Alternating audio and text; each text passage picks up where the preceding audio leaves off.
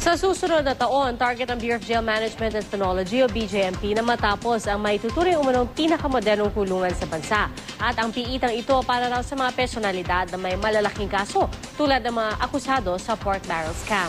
Balitang hatid ni June Veneracion, exclusive.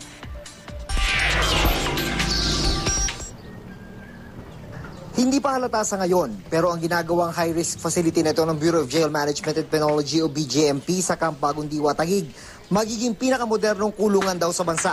Kapag natapos na kasi ito na inaasahan sa susunod na taon, computerized na ang operasyon ng 5 palapag na kulungan. Debuton ang pagbubukas at pagsasara ng mga selda tulad ng ilang modernong bansa. Pero 200 lang ang pwedeng makulong dito, kaya para lang daw sa mga high-profile, high-risk at high-value detainee. Tulad halimbawa ng mga akusado sa pork barrel scam. Selda po ito, may rehas, may higaan. Sa isang selda po, 3 yung pwede sa loob. Typical na selda po talaga ng isang nakadetain. Si Interior Secretary Mar Rojas na nagsabi noon, hindi talaga may tuturing na selda ang pinagkukulungan ngayon kina Senador Bong Revilla at Jingo Estrada sa PNP Custodial Center.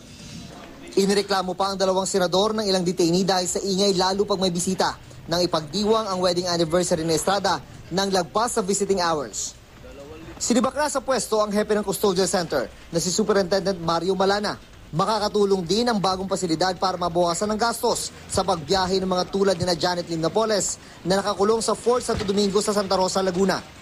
100,000 piso ang kailangan kapag binabiyahe siya sa korte. Meron kasing sariling courtroom sa ground floor ang pasilidad kung saan pwedeng dinggin ang mga kaso. June Veneracion, GMA News.